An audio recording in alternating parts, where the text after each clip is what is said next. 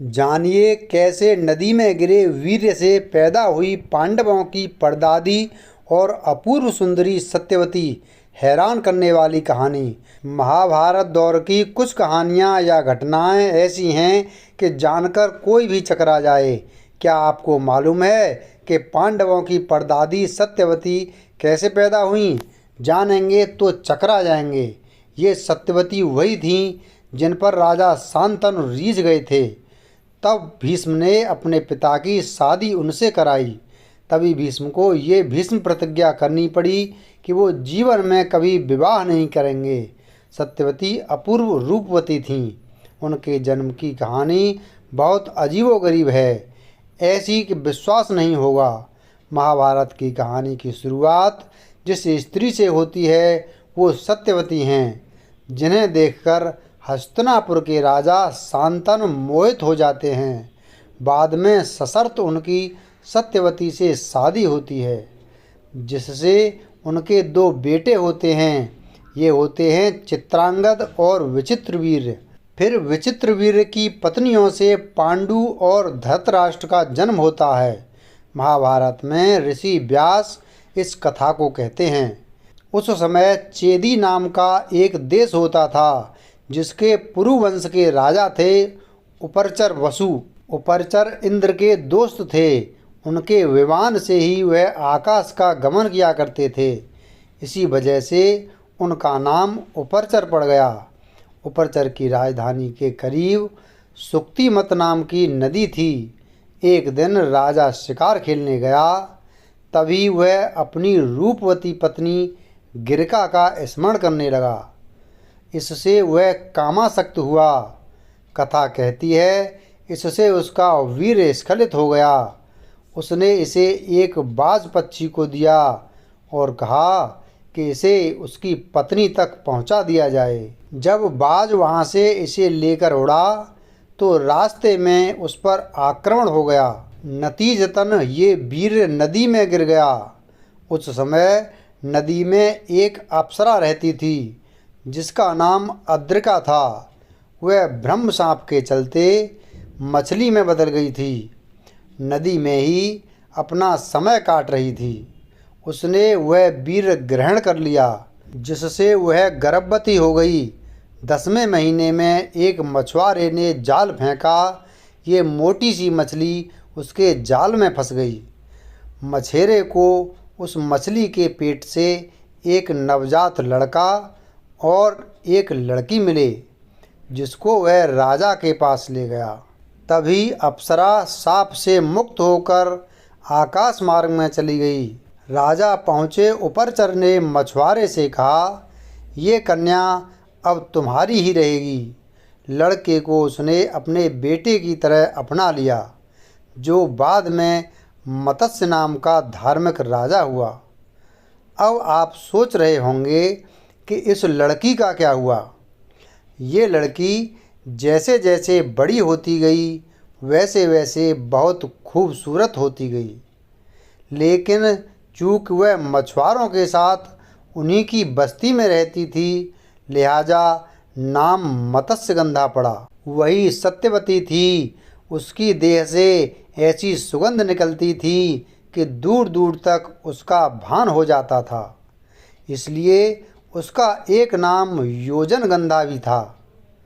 एक दिन राजा शांतनु यमुना तट के करीब वन में थे, तो उन्हें एक मोहक सुगंध का एहसास हुआ। जब उन्होंने सुगंध का पीछा किया तो ये एक रूपवती कन्या के पास जाकर खत्म हुई। वह सत्यवती थीं। राजा के पूछने पर उन्होंने अपना परिचय देते हुए कहा, मैं धीवर जाति की कन्या हूँ। पिता के आदेशानुसार नाव चलाती हूँ।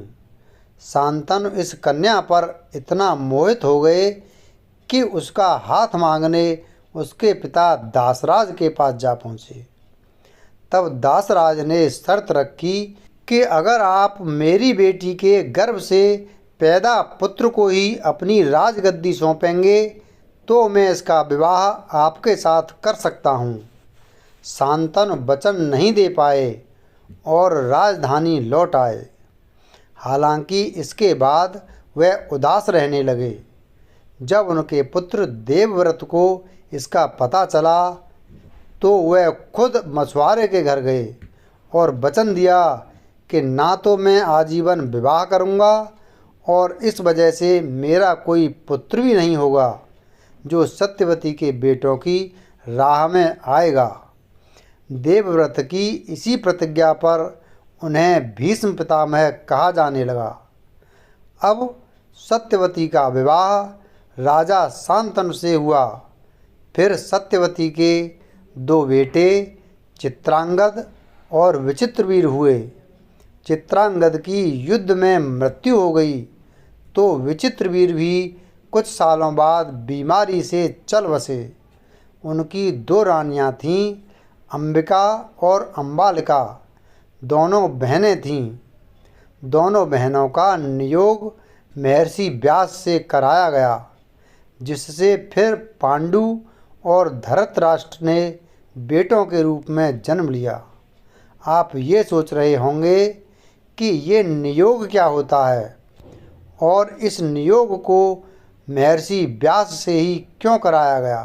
प्राचीन समय में नियोग मनुस्मृति में पति द्वारा संतान उत्पन्न न होने पर या पति की अकाल मृत्यु की अवस्था में ऐसा उपाय था जिसके अनुसार स्त्री अपने देवर अथवा समगोत्री से गर्भाधान करा सकती थी। अब ये सत्यवती ने महर्षि व्यास से क्यों कराया, ये भी जानते हैं। विचित्रवीर के बगैर किसी संतान के मृत्यु हो जाने पर सत्यवती ने जब अंबिका और अम्बालिका का नियोग कराने की बात की तो उन्होंने व्यास को बुलाया। उसी समय उन्होंने भीष्म को बताया कि व्यास भी उनके बेटे हैं। इसके बारे में भी जानिए। सत्यवती के शरीर से पहले मछली जैसी गंध आती थी। मत्स्यगंधा नाम से लोगों को यमुना पार कराती थी। एक दिन ऋषि पाराशर वहाँ पहुँचे। ऋषि पाराशर को यमुना पार जाना था। वे मत्स्यगंधा की नाव में बैठ गए। इसी दौरान उन्होंने सत्यवती से कहा कि वह उसके जन्म से परिचित हैं और उससे एक पुत्र की कामना करते हैं। और जब सत्यवती ने स्वीकृति दी तो कुछ समय बाद सत्यवती ने पाराशर ऋषि के पुत्र को जन्म दिया। जन्म लेते ही वह बड़ा हो गया। वह द्वैपायन नामक द्वीप पर तप करने चला गया। द्वीप पर तप करने और इनका रंग काला होने की वजह से वे कृष्ण द्वैपायन के नाम से प्रसिद्ध हुए। उन्होंने ही वेदों का संपादन किया और महाभारत ग्रंथ की रचना की। ऋषि पाराशर के वरदान से मत्स्यगंधा के शरीर से मछली की दुर्गंध खत्म हो गई। इसके बाद वह सत्यवती के नाम से प्रसिद्ध हुई। पांडु के 5 बेटे थे जो पांडव कहलाए और धृतराष्ट्र के 100 पुत्र हुए जो कौरव कहलाए। लेकिन पांडव और कौरवों में कभी नहीं बनी। बाद में इन दोनों के बीच महाभारत का युद्ध हुआ तो अब समझ गए होंगे कि किस तरह सत्यवती के जन्म के साथ महाभारत की कहानी की शुरुआत हुई। वीडियो अगर पसंद आया हो तो वीडियो को लाइक करें, चैनल को सब्सक्राइब करें और बेल आइकन प्रेस करें। धन्यवाद।